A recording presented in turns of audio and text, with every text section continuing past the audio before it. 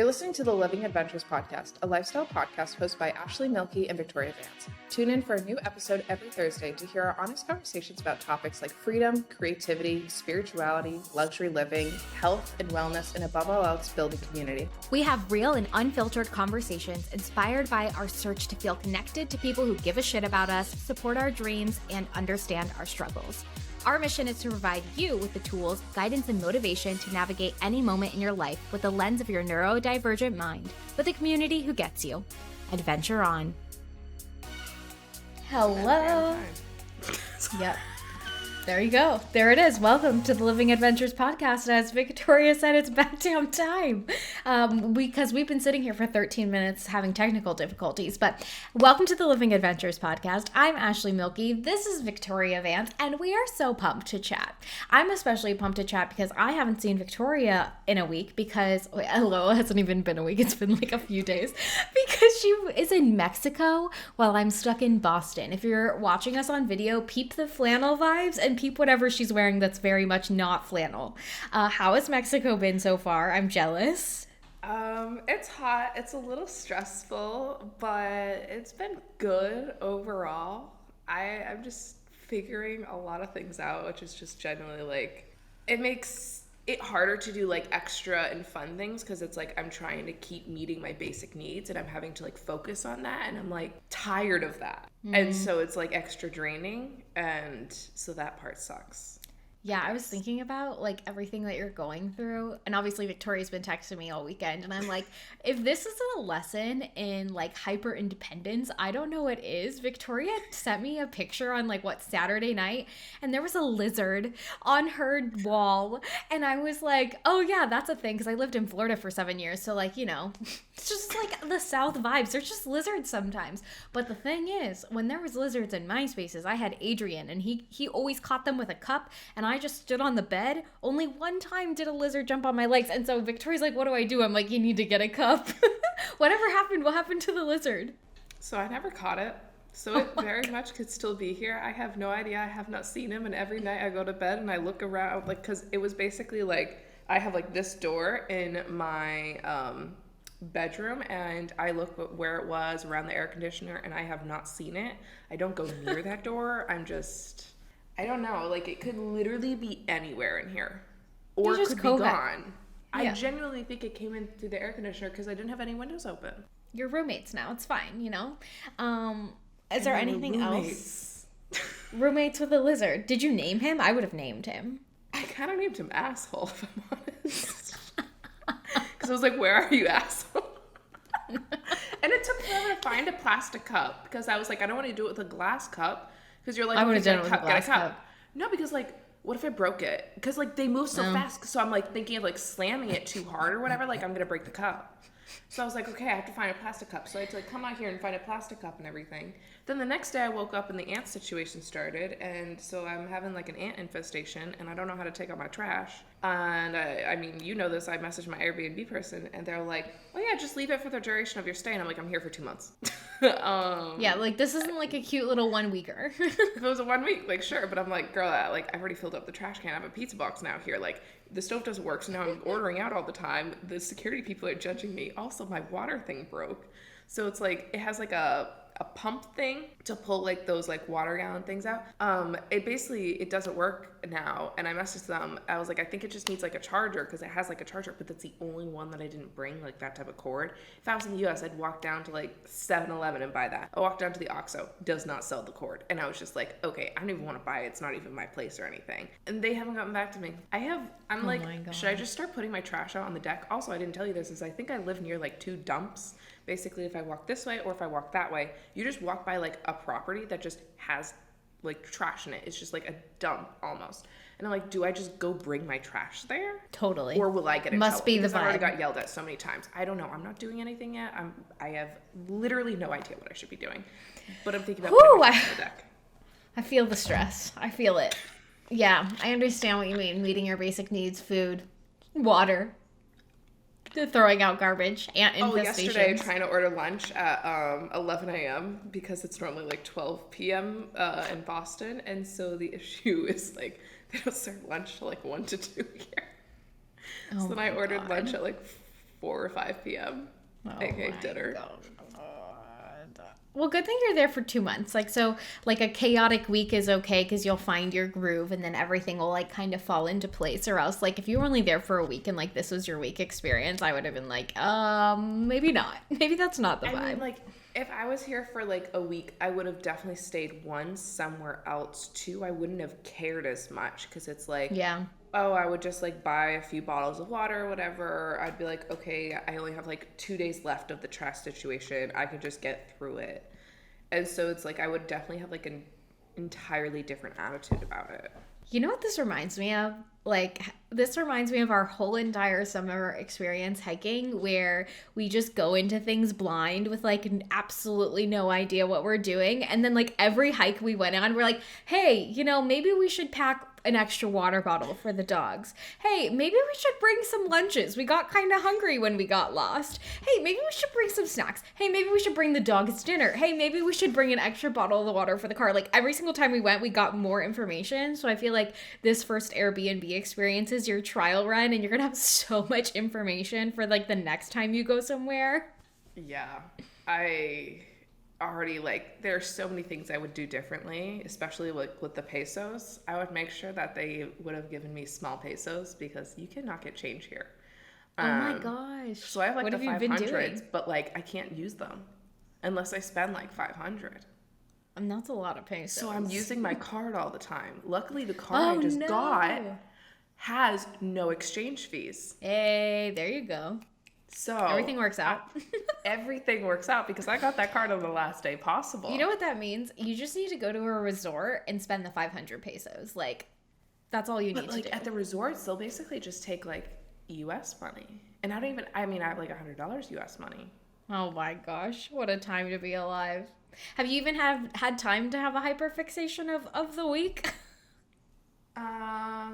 Yeah, same. I don't like this TV because it's on their accounts and I can't get it off their accounts, and I feel comfortable watching on their accounts. I would watch on their accounts. That's what it's for. But mine is weird, and they're in Spanish, and so if I turn it off, then all the accounts will be off. So I don't want to do that. Whatever. YouTube's good though. It's not like you watch much TV anyway. And I have everything signed in on my laptop. Yeah. And I have a big laptop. Yeah. No, my hyperfixation isn't like information this week. It's more like food. Like, I'm getting back into, like, my breakfast of the month has changed, or of the 2 months. I used to eat, I don't even know what I've been eating, but I'm back on my scrambled eggs and, like, sausage mixed in with some kind of fun toast, because Adrian's mom sent us Cuban bread, like, literally just another box of Cuban bread. I'm like, are we getting monthly deliveries of this now? Because if so, I'm so down, because she sends us way too much, but they make the best croutons, like homemade croutons. So anyways, I've been eating that for breakfast, and then I'm planning to make homemade croutons. But that's my hyperfixation, is that meal. And Adrian saw me making it, and he's like, I'm so jealous. So today I made him some, and I put it in a little to-go thing for his work. But I'm on that. I'm on that sausage, egg, bread kick for breakfast. And I will not stop because it is too convenient. I hate my breakfast, but I'm eating it. But I learned yesterday that ants use pheromones to, like, kind of communicate with each other. And their antennas are where their little smell receptors are. Which I was researching during my ant infestation. When your hyperfixation is just you actually solving your problems. Well, I was like, how do they all know where to go? Like, do they have insanely strong noses? True. What's their nose? And they follow each other. There's like a leader. I remember once when we were living in Miami, Adrian's parents had a really big ant infestation, and it was wild. There was like a hole in the floor, and like we found some in the cabinets. We're like, where are they coming from? And you just looked up and you saw this line, and then this other line, and it went across the entire ceiling and down the entire wall and into the hole, and we were like, oh my gosh, like hundreds of ants. Hundreds. They had to like do the whole spray thing. It was wild. Yeah, I mean, I know where they're coming in. It's from the door. Oh I see the line that comes in, and then they go right to the trash. And I'm like, I don't know what to do. Get the spray. But I couldn't find it here. Oh my God. Too bad that, like, is Amazon a thing in Mexico? So there's, like, Mexican Amazon, which I've heard some, like, weird things about, and they don't have everything that, like, the U.S. Amazon has. That's my cultural shift, I guess. I have no idea what to fully do, and I'm just vibing. One day at a time. I'm trying to vibe. just, what advice would you give a client who is in the same situation? It's not going to be like this forever. And that's what I'm telling myself. Yeah. Is totally. like, it's going to go. Like, I've already learned so much. I keep learning new things and everything. And I'm like, it's okay. Like, everything, like the TikTok sound, like, everything's new. I don't suck. Everything's new. I don't suck. Everything's new or whatever. Yes. And it's like, it's okay. Like, everything is new, I think, but it's an extra mental challenge. If I was in Boston, I could do it though. Mm-hmm. Like, and it kind of brought me back to, like, I had a moment on Saturday morning just, like, crying, and it brought me back to, like, me moving into my first apartment alone, and like that feeling, that whole new place, not knowing anything, not knowing any people and everything. And it was like a really terrifying day, and it's like it kind of brought me back to, like, a lot of the same feelings, and I was like, it's okay, we got through it that time, I can get through it this time. Yeah. That's so good that you had that experience to look back on, because I've been there too. Like, whenever I moved to Miami to go to college, like, completely by myself, and let me tell you, that felt like a foreign exchange program in Miami. Like, it literally did, in the best way possible. Like, I learned a lot, and I met a lot of really cool people. But I remember that first day too, like, when my parents left me, I was like, oh, this is it. Like, I need to solve problems by myself now. Awesome. Yeah. Anyways, that's good. That's good that you've been getting through it. So, and this will be exciting too, because we're recording the podcast the whole time while you're there. So, like, that'll be cool for us to listen back and to see, like, how much things shift by November, and, like, how exciting things will be then. Exactly. It's okay. Everything is, I'm not dying. Nah. So did you die though? Will live. My sister had a sticker like that on her car. Did you die though? Like, in her passenger side. That's what I always say that to my clients. And I think it's like, did anybody die? Like, they did something, everything, like, they failed to, I'm like, did anybody die? No? Then we're good. What can we do next time? Yeah. And it's like, did you kill somebody? No? Great. Like, if you did, please don't tell me. Like, but it's okay. Please tell someone else. Like, I mean, like, we have, like, a non-disclosure, but, like, let's not go but there. Like, but it's like, as long as nobody died, as long as nobody got severely hurt, it's okay. Dude, yeah, that's something I've been working through, like, perfectionism. And, like, I know we've been talking about this, but, like, I had a brand proposal to send out this week, and I thought I was gonna mess it up, and I didn't know. Did you know I didn't know I was a perfectionist? Like, this was made aware to me on Friday, and everybody I've told in my life is like, Ashley, yeah, of course you're a perfectionist. And I'm like, I know you're a perfectionist. Why didn't anybody effing tell me that?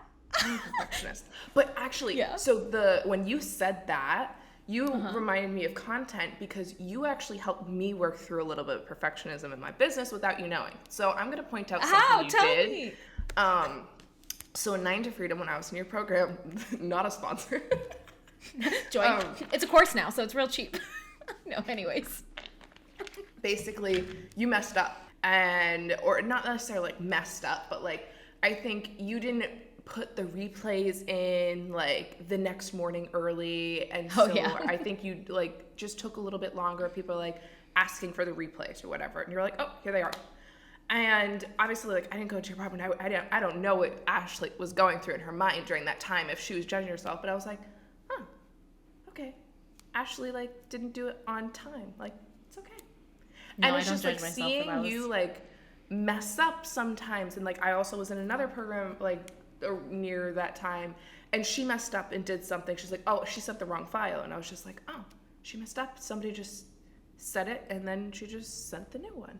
And it was, like, almost like a permission structure for perfectionism, which I think is really helpful, is to see other people mess up. And when you're so focused on yourself in the perfectionism, it's really nice to step out, look at it objectively, but also look at, like, see how other people are messing up, see how they're tolerating, like, doing with it and everything, can give you a permission structure to do the same. I love that. That's so good. No, and you know what's funny is you helped me with my perfectionism around content, because not that you mess up in your content, but I don't think you overthink your content, or at least it doesn't seem that way.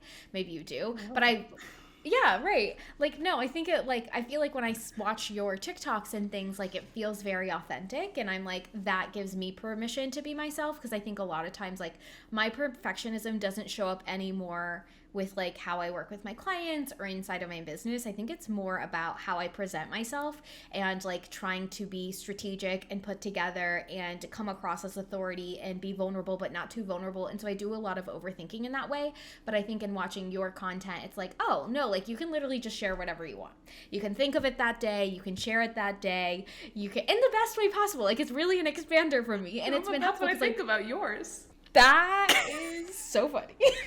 We're just like, okay, we just need to tell each other how awesome we are because we both think of each other in the same way. No, but like, it's funny that you kind of say that in a way because it's like, so this is so stupid. I have a client, I love her to death, and I'm like, I see her on Mondays, and I wore the shirt I wore basically yesterday actually because this happened. And like the first few weeks of seeing her, she's like, I really love your shirt, by the way. And I was just like, oh, thanks. And then I wore it again like 2 weeks later, and I like remember the comment, and I almost was like nervous to wear it. So I forced myself to wear it like a day that I wasn't seeing her or anything, so she wouldn't see like I'm wearing the shirt too much or anything. And it's like I literally had anxiety about this for like I have been working with her for 3 freaking months. Like yesterday, she's seen all the clothes. Not even though, but like session 11, like I wore that shirt again, and I was nervous. And like right before on the call, I was like, should I get changed or anything? And then I was like, she told me on the call, like right away, she's like, man, you're wearing my favorite shirt again. And I was just like, honestly, I almost changed because I was like nervous that you might think I wear it too much, but then I don't even feel like I wear it too much. I feel like I don't even wear it that much. She was like, oh, I saw you on TikTok Live this morning, so if you'd changed, I would have commented. And I was just like, wow, my anxiety. That would have been so funny if you changed, and then you would have had to explain. Either way, you were going to have to explain that whole thought process. But yeah, isn't it crazy like how we put ourselves in these little boxes of trying to be like who we think people need us to be? And like, it's like, no, people are pretty freaking okay with you just being whoever you are. And it's also like, I mean, I was a huge perfectionist with starting out in content because I didn't want to do content the way that you were doing it originally when like I first was doing content, is you were like batching everything. You also like weren't doing as many talking videos. You were doing a lot of the like written content. Yeah, written as well as like the reels were basically just viral sounds, and that's what was going at the time. But I was like, no, I want to speak. But I was having such a hard time. Like I would literally spend an entire day on one speaking video, and it would just have been so edited down that it didn't even fully make sense to me at the end. And so after a month of doing that, and like that kind of started the burnout, is I was like, you have 3 tries. 3rd try, whatever the fuck you said, you have to post it. Yes, that's what I've been doing lately. And so now I kind of allow myself like 2 tries. Yeah. But like that's what makes it fresh and feel more like authentic and like a conversation. Because if I keep saying it, then it's not going to be right. But it's also on that thing is I don't talk about it until I am extremely ready to talk about it. So I wish I was able to do it more like earlier on, but that's something I'm working on internally. Yeah.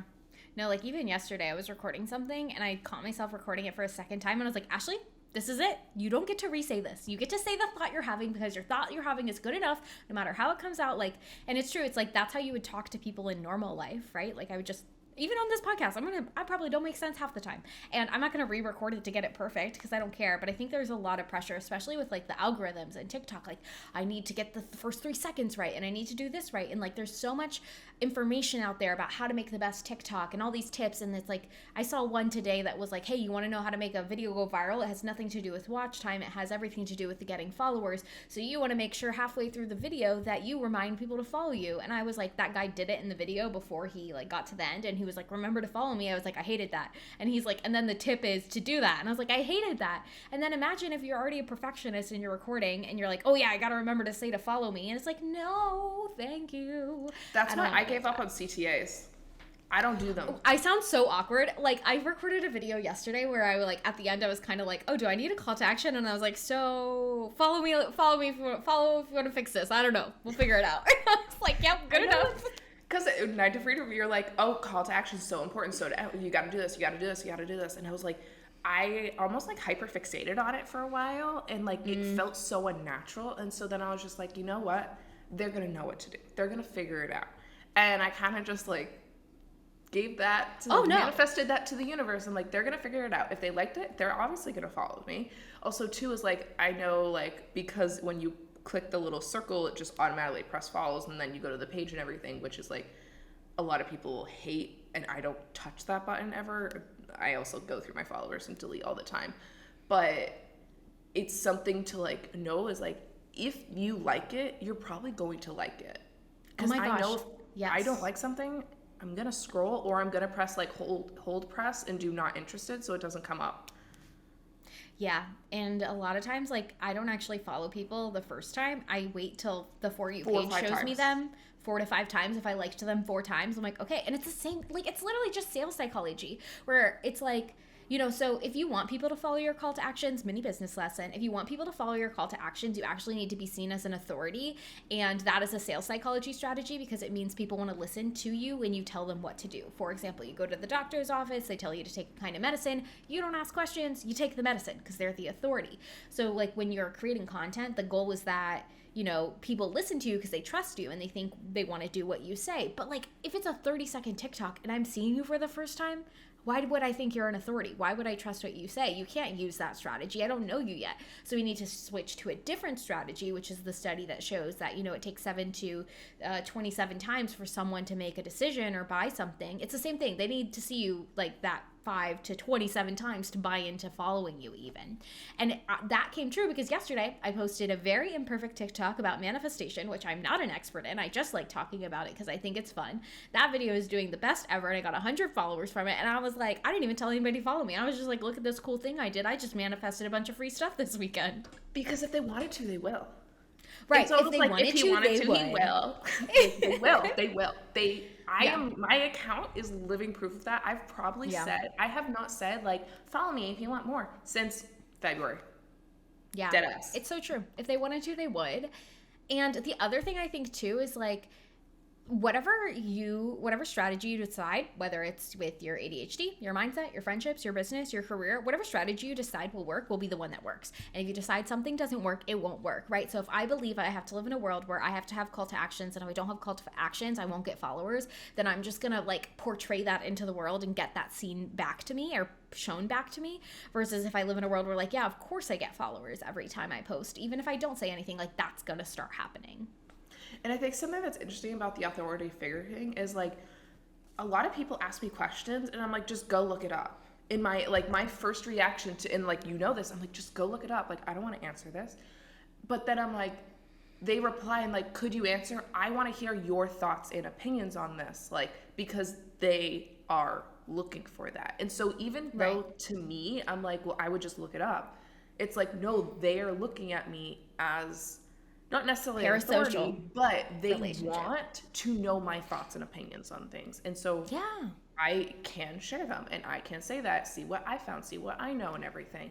And it's like, that doesn't mean what I see and find is always right, but it's, you can show me more things that I might have not seen and everything. And it's like, being an authority figure doesn't mean you need to be like an authoritarian. It means that you just have a higher presence, and like that does, if you're an authentic authoritative figure. I don't know if I'm saying anything right now, but like, well, it's like if you're a conversation about it. Yeah, if you're an authentic authority, or if just you're a thought leader, right? Because a thought leader is just like, so like there's authority style of content that you can create too, and there's like 5 types of authority content. And basically that just means people are looking up to you and they respect your opinion, and they know that you kind of look at your industry, look at topics, and have a bird's eye view that a lot of people miss. Or even you have unique opinions, right? Like one of the types of authority content is having unpopular or unusual opinions about how things should be. And we both have many of those about the coaching space, about ADHD, about business, about all those things. And you're right, it's weird because it's almost like you claim that space for yourself and you get to take up that space. So if anybody's like, oh, I wish I could create content one day, like you can, you just have to start sharing your opinion, and your opinion gets to be your opinion. And I kind of get the same vibe whenever I talked about manifestation, which is cool because I want to attract clients who like manifestation because I think that stuff is so fun. And then now they're asking me how I manifest things. And I'm like, well, I don't actually do it. I listen to this really awesome podcast and I do this work through this app and these meditations. But it feels weird to share it at first because I'm like, well, this isn't my theory, but I'm allowed to like share my experience using the theories of someone else, which is just like how thought leaders kind of operate a lot of the times. And I think I like the term like thought leader a little bit more than like authoritative figure or Yeah. authority like account or anything, because it's like my opinion, it's not a fact. And Yeah. it's like, please don't take it like this is my opinion and my current state of consciousness and knowledge and everything. You can tell me some more information and we don't have to believe everything, and like we can have a conversation about it. And obviously like that doesn't always like go well on the internet, but it also provides a place to like expand. And like something that I'm realizing is I need to state more of my, not necessarily unpopular opinions, but like unpopular opinions in the sense that like these are truly things like I kind of believe in, and though they might seem harsh possibly at first, because when I first started hearing these things is like those opinions help you really change your mind. They're not going to change your mind in one day. You're going to think like that's so annoying, that's so stupid, scroll past. But then 2 months later, like you might take on that belief because you need to kind of desensitize around it. And like one example is I saw a TikTok maybe in like March, I'm not joking, of you need to pay attention to what your friends are saying and how they're saying it. Like, I don't care if your friends are saying, I hate myself in like a funny way, because take away that like behavior of how they're saying it. What are they saying? They're saying that I hate myself, I hate you, or anything. Like, that's not a positive thing. That's not how you want to make a relationship. A relationship shouldn't be bond over a common negative. You want to build over a common positive, because the common negative will always find a lot of negative, and then your relationship will be like built in the negative. And so I was like, you know what, shut up, scroll past that. 2 months later, I was like, I really need to work on that. I was like, I need to stop saying I hate myself in an ironic way. Like, that's not okay. I do not believe in that anymore. And I Yeah. don't say that. I say like, I hate this or I hate that. I can say Yeah. that, but I don't hate myself, and I'm not going to ever say that in an ironic way. Yeah, that's so true. I don't feel like I would ever say I hate myself, but Because like, even if you're saying it in an ironic way, like your brain doesn't perceive it as that. right, it just is like listening to what you're telling it. Yeah, it's so true. That's why a lot of times it's like important to catch your thought process. I guess this is an episode about perfectionism because like your perfectionism will literally say the meanest things. Like yesterday, whenever I was trying to like do my media kit and send it to this brand who literally asked for it, my brain is like, I've been procrastinating and it's been like a month. And they're like, my brain is like, well, it's too long. They're not going to care about you because you waited a month and nothing matters and blah, blah, blah, blah. And I'm like, not proven. So we're gonna try, because what happens when you try? The worst that happens is they ghost you, like you ghosted them. But they literally were already replied, and now they're like, cool, this looks great, send us packages. And they sent me a creative brief telling me the description of what they're looking for, and so now I get to present my proposal to them. And now I'm just like freaking out even more because I have to ask for money. And so one of the things that has helped my perfectionism in a lot, and me and Victoria kind of talked about this, how like we both help each other by being examples, is looking for examples of the things that I want to do, not in a sense that people have done it perfectly, but just like in a sense that it can be done. So for example, like I've been told I can charge a certain amount of money for the number of followers that I have, and I'm like, okay, but I want to see someone who's done this at my level to like know that it can happen. So that's kind of my mission for today, is to find someone. And I downloaded that app you told me to download, but you have to get approved to be on it. It's called Clara for influencers. It like shows you rates that people are getting paid. So I submitted my information. It's an app. I submitted my information and they're like, okay, well, we approve everyone to make sure that this is authentic and these are real. So, I mean, that's cool. So I'm hoping I get on that today so I can kind of see like what rates people are charging, even though it goes by follower, which is kind of meh. So I didn't know that that was an app. I literally just, my client sent me that TikTok. That's so funny. And so I looked it up. You sent it to me. And I was like, oh, it's an app. I'm going to go check this app out. And we'll see. I'm kind of like, I don't know. We'll see how it goes. But I think like, so we can get on this is, I know we want to talk about like your diagnosis and everything, but something that's so interesting is like, okay, so perfectionism and like a neurotypical versus perfectionism with ADHD is like, we hyperfixate on the thoughts and how it all happens. And it's like, and we hyperfixate on the feelings that could happen and what people will do and everything. And the anxiety goes to another level. And we can talk about this in so many different ways. First, like with getting you diagnosed is like giving your email to my mother. I gave her that email like 4 or 5 times now, like just emailing your email to her, like, here it is, send her an appointment, edit, send her an appointment. She's had your email for 2 weeks, and then again, I had to send it last night for her to email you. Yeah. Fun fact, everyone. My Adrian, Victoria's mom is getting me diagnosed with ADHD. Well, going through the testing process, and she messaged me last night. And was like, "Okay, we're gonna do it Friday. Are you available Friday?" And I'm like, "I'm gonna throw up," because now even you know how funny it is that perfectionism is kicking in for this. Because I'm like, okay, what is the test? I need to know what the questions are beforehand. I don't want to fuck this up. I don't want to mess this up. I need can to send you the questions if you want. I know, have the don't entire know. packets on my computer because I've downloaded everything. Oh my gosh, that's so funny. I'm like, Because I don't know. I'm digitalized your stressed. business. Huh. I know. No, I'm like, what if I'm a fraud? What if this is But fake? Like, let's get into the diagnosis thing, because this is actually what you were having is like a really common fear in the diagnosis process, and it's more common when like I think depending on the age you're getting diagnosed. So it's like if you're understanding and you're trying to get this diagnosis, where like for me going to get that diagnosis, I didn't know what the hell was happening. I was they're 9 like, years hey, old. go I get was this, take stupid. this test. They were like, go do this. And I was like, okay. Like, I didn't question it. I wasn't in the space to do that, whatever. Where it's like now, like, obviously your brain is like formative, like everything. You question things and like you're an adult. And it's like, okay, like, big thing is like masking. Like, what if I mask too much and they don't think I have ADHD because of that? What Right. if I like do a certain, or like there's so many things. And so what I always tell is like one I think is really funny is a lot of people, when like you're masking, I guess trying to hide that you're drunk, but like we all know you're drunk. Yeah. I know people think they're really, really good at masking. I think masking ADHD, I can personally always tell. And maybe it's That's because I so have good. ADHD. But I'm like, no, I know you're masking. But like anxiety, I know I do mask that really well because I've been told time and time and time again that they're like, you have anxiety? You have everything so together. You're so put together. You have a business. You have this. You have this. You're only 24. Like you are so together. Like even Elliot, You're like, our friend, internally, I'm screaming. he's like I feel so like unsuperior to you, and I'm just like, dude, I'm like an anxious ball. Like, are you kidding me? And I'm just like a little anxious nugget over here. it's like, obviously, I mean, you're going with like my mom, and so like that's like a whole different diagnosis process. But it's like it can be really terrifying to like, how should you show it? Can I get the questions earlier so that like I don't like second guess it? How do I be honest and everything? And there's a lot of anxiety around the test that like you don't think about until like then it comes up like the week before, and you're like, oh gosh. Literally. And your mom asked me if I want to do it on Zoom or phone. I'm like, I want to do it on the phone so I can just be anxious by myself and I don't have to look at anybody.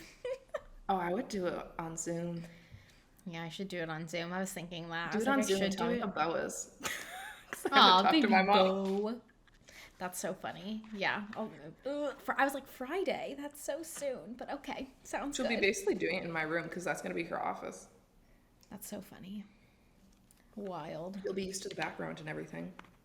That's She's supposed to know how to comforting. use the computer. I don't know if she does.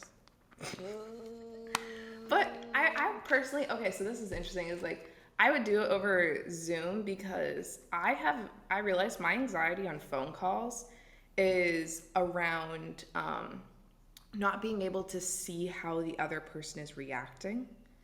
And so even though like on a Zoom, I'm having to have a higher state of consciousness and constantly be watching it rather than like in person, I can have like a little bit less. Over the phone, I am extremely like in an anxiety sense and fight or flight, trying to figure out from tone of voice and trying to pick it out so much. And it's like, obviously that says a lot about me, and like that's something for me to work on and everything. But like when I have had clients in the past be like, oh, I don't want to do over Zoom, can we do over a phone call? And I'm like, no, I can't do that, because it's like No, like, I will be I stressed. cannot, I can't. Yeah. That makes That's sense. me. Yeah. It'd probably be better over Zoom to like talk to You real can do it over humans. the phone. Don't you do I'll what do you want. weird dances if I do it over the phone. Like anytime I've done sales calls over the phone, I'm like walking around my house and I'm like When you just sit in like the being weirdest weird. position and you're like Just kind of being like weird. mopping or something, and you're like trying to like distract yourself. Yeah, I would do it over Zoom, but that's me. All right. I'm glad we talked about it. I'll do over Zoom. But yeah, Victoria and I have talked about like getting diagnosed before, like obviously on different hikes and things like that. And I am 27, so it's just like a weird experience to have just realized when I met Victoria. I really realized because she told me that I probably have ADHD. But it's been weird to like live a whole life without knowing something like this, and I know a lot of people have been going through that experience just from people sharing stories on TikTok and stuff. And like I think one of the things Victoria and I talked about is how like obviously I'm nervous to get diagnosed, but mostly because I'm like tests or make me nervous.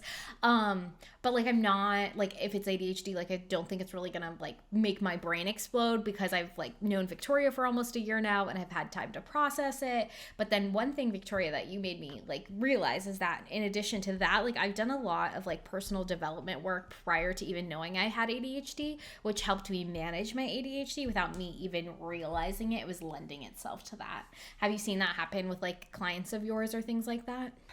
So in your situation, and we've kind of talked about this, is like oftentimes we have a flood of emotions and there's a lot to kind of digest in that, of like, is like processing that. And it's like almost you have to grieve your past self in that sense, because it's like, okay, so I've had ADHD my whole life. What does that mean for past self? Like, how do I want to honor that going forward? There's a lot to kind of like, what could have my life been is a lot of the thoughts that happen. Like, would have my life been different if I was diagnosed at 3 years old, 10 years old, whatever, like it is. Or even at 15, how would my life have been different? And I think it's okay to think about some of those things and everything, but I think then with ADHD is we can hyperfixate on those as well. Mm-hmm. And so it's like that can take time to like process them. I like diagnosis and everything. And that's why like a lot of my clients will go to get diagnosed, go to therapy for like a year or two, and then they're like, okay, like therapy ain't it for me anymore. Like, and then hire me like a coach, and they're like, let's go, like let's move forward. I want to build my life now. Like, okay, cool, I processed that, I understand that, but like the therapy's not for me. Like, what's the next step? I want to move forward, which is like what coaching is. It's about like, this has happened, that's okay, what's next? And so Totally. I think you've already been through so much of that process and everything in your life, as well as like one, being around me and just seeing what like being diagnosed is like. I mean, we have a lot of similar lived experiences, not to like diminish either of our lived experiences. They're slightly different, but like we've both had very similar kind of upbringings in a way, but different, as well as like how you've kind of like grown up the past years, the self-development, working on yourself, having a business, like kind of just, yes, you still are working on perfectionism. And I think perfectionism is a lifelong battle of like how it shows up is like you have to break it down in each little step and everything. And the same thing with anxiety. And it's just like, okay, like this has happened, and you've seen it and you've kind of come to realize it over the past year. And so it's not Totally. a sudden like brick up against a wall, like, oh my God, I have it for you. Yeah.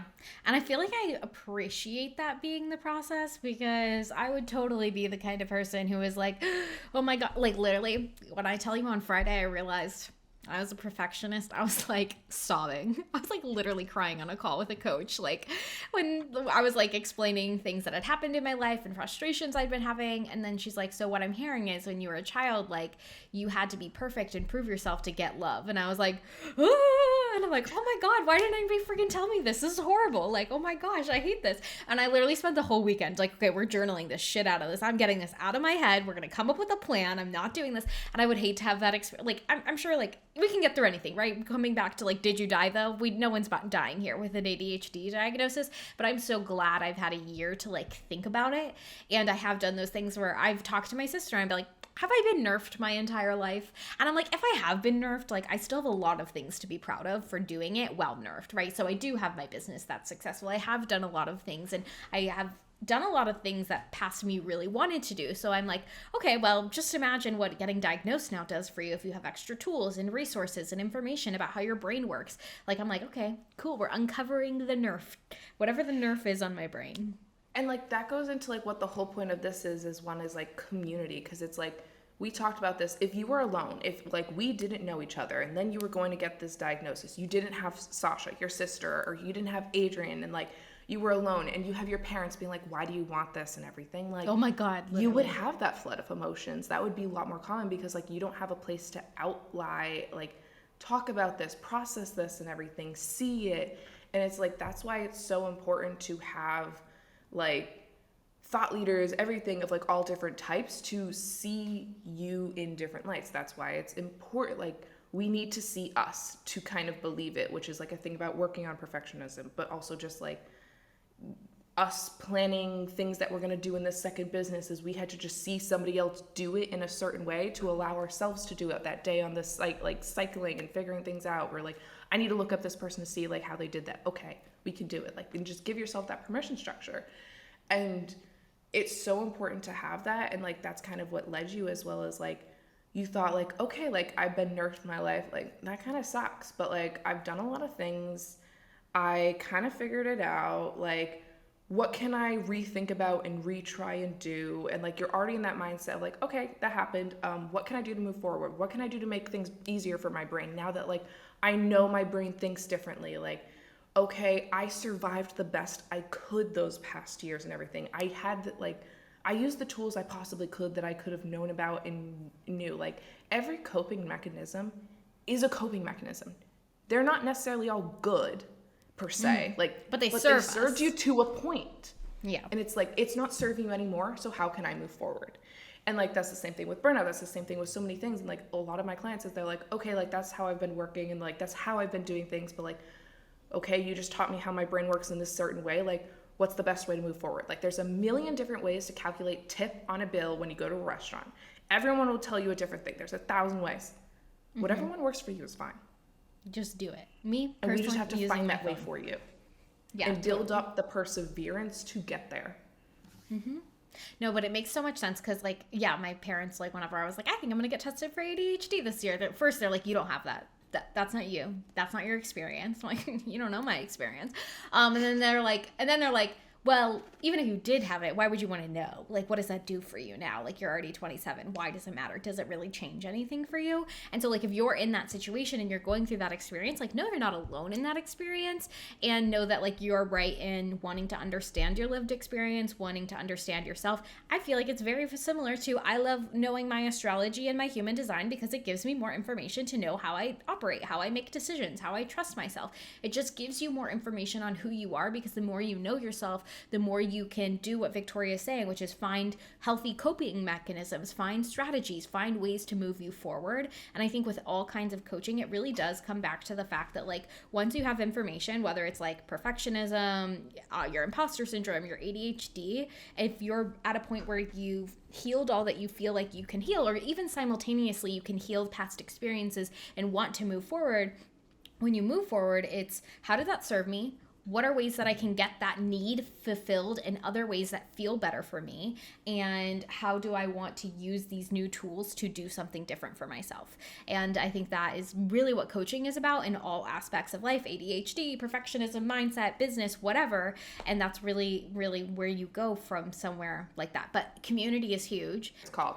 And I was like, okay, gotta go create a Facebook again. Like, I've created so many Facebook, I don't ever use them or anything. And then we could even create a Discord or a Slack channel or something.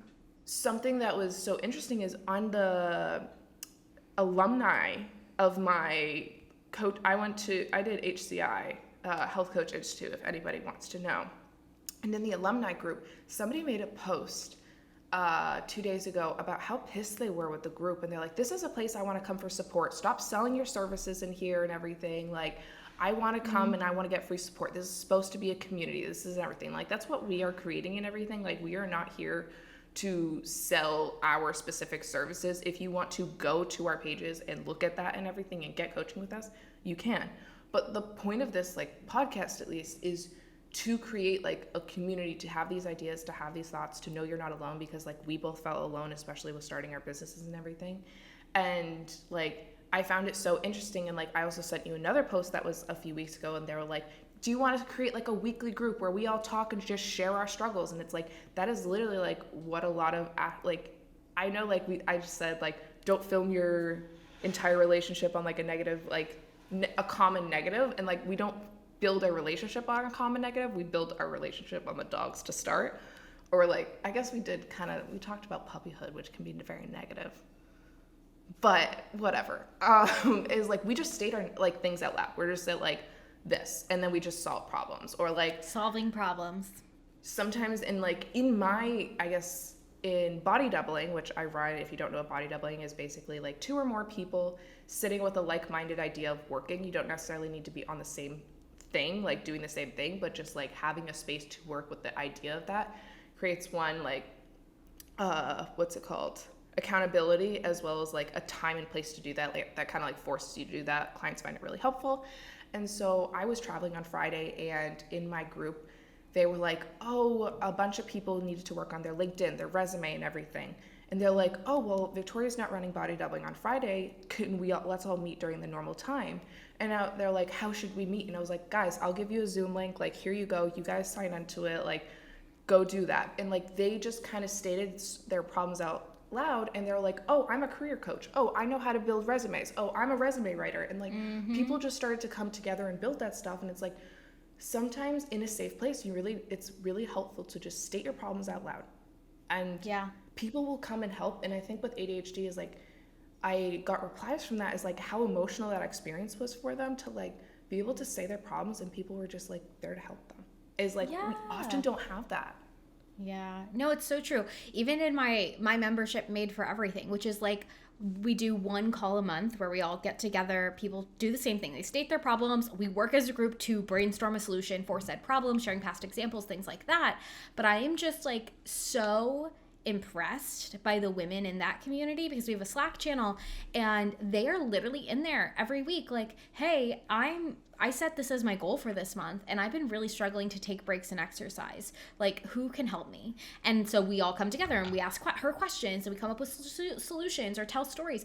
There are even people in there who are like, hey, just created my first sales page for this course. Can somebody take a look at it? And like, they're literally doing deep dives into each other's sales pages and giving feedback and giving thoughts as a client perspective. And I'm like, that is so cool, because no one is obligated to do that. No one is obligated to help each other in that way. But it's like you said, like, when you feel safe somewhere and you know that there's a mutual benefit of this group of like-minded people being there, you are so open to sharing your struggles, telling your story, and helping other people. And so I think that's why it's going to be really important for us to create a group for everyone listening to this to do that. And the intention behind it is really going to be like, you know, let's talk about these things. Let's talk about getting diagnosed with ADHD, and I'll tell you how it goes so you can tell me how it goes for you.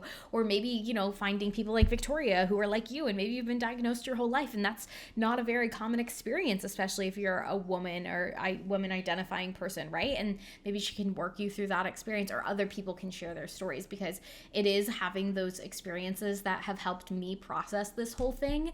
And that, like, even if my parents tell me it doesn't matter if I get diagnosed or not, like, Victoria is proof that it's very beneficial. She's very successful knowing that about herself. My sister is like very encouraging, right? And there's people in my life who are like, do what you need to do. Like, I'm here to support you. I've been through that experience, and that changes how you look at life and the world and yourself. And I think two things that you mentioned is like, one, like it's very common for females to either be diagnosed very young, but their parents to hide that from you. I have a lot of clients who have that. Oh my God, that happened to my friend. Yeah. She's like, turns out I've had ADHD my whole life. And then her mom was like, oh yeah, I've known you've had that. Like, it's just not real. Fake. Yeah. I have a lot of clients who have this. They were diagnosed between like the ages of like 3 to 5, so they don't really have the memory of it. And then they go through their whole life and everything. And then in college, like oftentimes, and I'm not saying this is always the case, but every client that I've had with it, they basically will have like a rocky relationship with their parents. So then they get diagnosed in college and don't tell their parents until like they're actually diagnosed, tell their parents, and then their parents are like, that's fake. Like, we know that, like, but that's not real. And it's like, you just got diagnosed with it twice though. And I have a lot of people who have been diagnosed like multiple times and everything. Which that's something to process. And that's like also the point of like community and having a place to see how it kind of shows up online. And like a frustration I have is like, I don't believe that ADHD has really shown up well online. I know there's a lot of content creators who kind of like show it, but they animate it in too specific and like heightened in a way that's not really real. Relatable. And not something I personally can relate to. And like, that's an issue for me personally that I've had to work through, but also told me how I need to shift content is like, I don't relate to any of this stuff.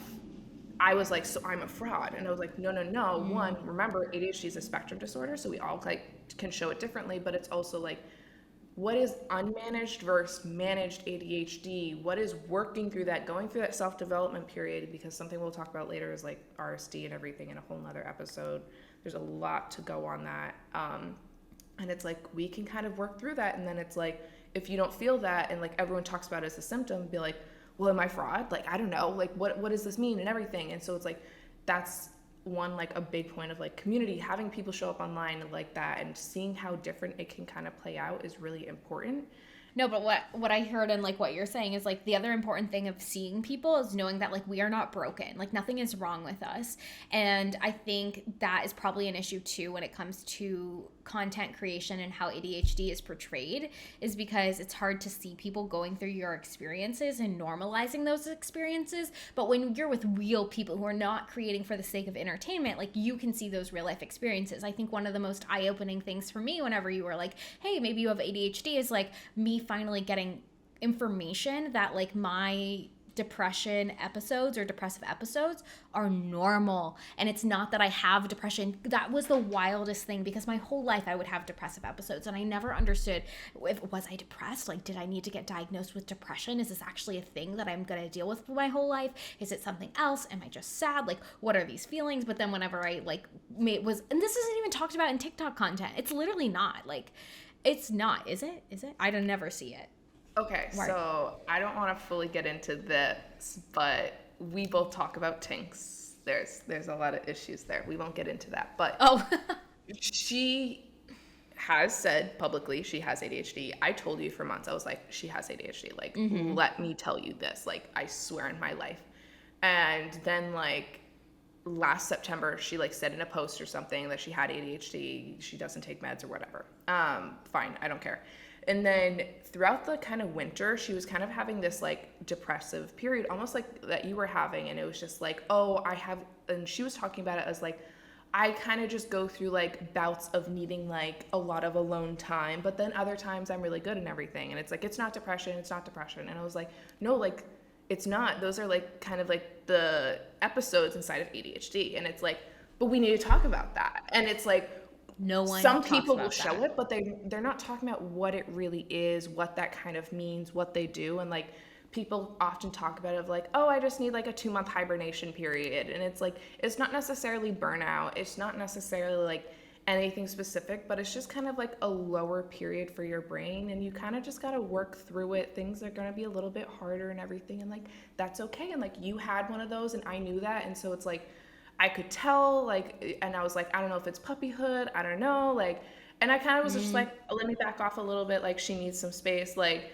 I could tell you were really stressed and everything, you were taking calls at lunch all the time, when we were at the park, and I was just like, she just needs some time, and I was like, that's fine, like, no worries, I'm not gonna, like, I go through those all the time, like, I don't need to judge anybody, and it's like, but people don't share about that or explain that stuff, and it's also hard to kind of show.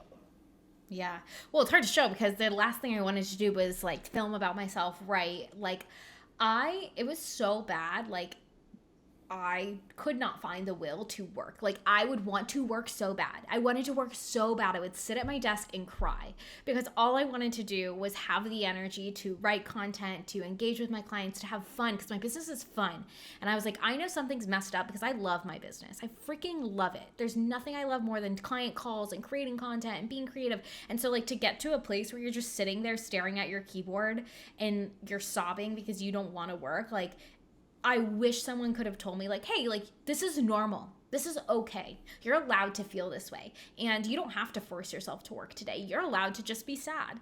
And you're allowed to take the time that you need to process your emotions. And this doesn't mean that you're depressed. It doesn't mean there's something wrong with you. This is just a part of how your brain works. And that's okay. And there's like, imagine all the resources I could have had access to if I knew I had ADHD, which is like part of me that's like, oh, I'm a little bitter about that. Also, like, why is nobody talking about this? But now I'm like, I will gladly talk about this because that is real. And understanding that, like, I'm terrified for winter, everybody. I'm so scared because I don't want to get depressed again. But this year I'm not burning myself out. I have healthy coping mechanisms. I'm setting that foundation like we talked about a couple episodes ago. But I'm like so scared, but I know this time if I do get depressed again, like it's okay. I'm allowed to not work. I will be safe in not working because I own my own business and I've set myself up to make a stable income if I work or if I don't. Like, I'll be okay. And it's normal. And I'm not broken because of it. And I think that's why we need to see people going through these experiences, because I felt broken and I felt like something was wrong with me. And that's not okay. And there's nothing wrong with anyone going through those feelings. And it's like, I didn't know like you had ADHD in that time. Like I didn't know you Yeah. well enough, and I wasn't gonna be like, hey, like you might just be going through like a little like episode. Like, You're don't just a worry little about it. depressed. Like, It's like fine. not. I was like, now I could say that, but like back then I definitely wouldn't have. And like that's Yeah. also, it goes to show like a lot of people talk about like, oh, like ADHD is misdiagnosed as anxiety and depression in females, and it's like that's why. Like those episodes are exactly why. No, yeah. And If I would have gone to therapy then, they would have told me I was depressed. yeah. And so it's like, it's important to know that like you just go through like there's not always burnout cause it. There's not always certain things that cause it. They just kind of go about. Sometimes you can know that they're going to happen. And it's also so important during those times, which also goes into community of like somebody, when you're having that, if you were crying at your desk and everything, be like, it's okay. Like, you know, you've been going through this for a month. Like you maybe don't have that much longer of it. And like, that's Totally. okay. And like, we'll get you through this. Like, it's okay. It's not always going to be like this. And I think like for me, like those reminders were helpful. Like I would give myself them as like, it's okay. Like this is this time, you know this, you've made it out of here before. It's not always going to be like this and everything. And we will get back out there. We're just going to need to give ourselves some time right now. And like that time can be really hard to give yourself. And that's like a learning experience in itself, but it's okay. And No, that's it's so definitely true. something we need to like show more often, because it also shows me really like how I need to shift my content. Like, because a frustration I have online and have always had is I don't feel represented with ADHD specifically, and with grief and ADHD. And it's like, I'm going to make a big post about that this week with like, tomorrow will be 1 year of canon passing. And it's like, I want to talk about my experience in grief and ADHD and like the struggles in that and everything, because it's not talked about. Yeah. What object permanence means to me is like, if you're grieving, it's hard because you don't fully feel it. And it's like, Totally. that's where it's hard. And like, we don't talk about that. We don't see that because a lot of the ADHD content is still, and it needs to be. And there are like, we do need these accounts. And I'm not saying anybody's bad by doing this, but I think at this point, we don't need more pounds of like, if this is happening, you might have ADHD. I think we have enough of those. And I've always said from the beginning is like, I don't want to be that account. I don't want to be the account that fully helps you realize you have ADHD. I want to help you see an account and like show how ADHD can play out when you're managing it, what that kind of look like, what that means, and like show you a lived experience with that, and like what we can do, workarounds, how it shows up in a life. And like realistically, and not like over exaggerating anything. And like, so some days when I'm really frustrated and I was having a really hard time getting myself to focus, and I did all of my stuff, is like I drove to your apartment, I sat down with you and we wrote emails that one day together, and I had a popsicle at 10 a.m. and like I filmed that whole thing, and I was like, guess what, I got everything done. But like, that's what I needed that day. And we don't see that enough online. No, it's so true. No, but it's so true. I feel like a lot of the content that is created, which you're right, is needed, is the content creators who are like, these are the signs you have ADHD. These are the quirky parts of ADHD. Oh, this is funny, right? And that's fun. And it's great awareness. But you're right. Like, there's not a lot of content being created that's like, this is a lived experience. This is what it looks like to manage it. This is what it looks like to manage it well. This is what it looks like on bad days. This is what it looks like to cope in certain ways. This is this is what it looks like to ask for help, right? All of those things. Like, and I even think about like now, even knowing that, you know, I've had depressive episodes, and I think I dragged them out because I didn't allow myself to feel my feelings, and I forced myself to, you know, work. And so I just pushed my feelings aside, which made it worse. And I'm sure, like, you know, even last month I was like, I'm feeling a little sad today. And instead of diving into a month of being sad because I'm ignoring it, I'm like, hey, what do I need today? I need to feel my feelings. Okay, cool. I'm going to allow myself to feel my feelings, and I'm going to take that time. But you're right. There's like, it's hard to show that sometimes. And there's not a lot of people who show that. And I think like even myself as a business coach, it's hard to like think, do people want this? Because like, that's not the content we see. So like, it's almost like going back to like, is there evidence that this will do well? Because for me, I hate I hate the business content that's like, I made $1 million. My life is amazing. I just made 10K. I just made 100K. I'm a 7-figure business owner. Like, I don't care. Like, I literally don't care. It's not impressive. I think I've made posts about this before where I'm like, that doesn't make me buy things anymore. Because I think very many people have access to do that and have the ability to make a shit ton of money. That's cool. But what isn't talked about is like, how do you manage a huge pivot? How do you change your business in your mindset? How do you manage ADHD and having a business? Like, there's all these like hardships that it's so hard to portray online, but then it's like, also in the back of your mind, you're like, do people want this? Like, is this going to be helpful? And you know it's going to be helpful, but part of me is always like, but it's not the norm. And stay tuned for part 2 of this conversation, because Ashley and I, by accident, went on a 2-hour conversation, and we want to share it all with you, but not at once to overwhelm you, and the conversation goes into a lot of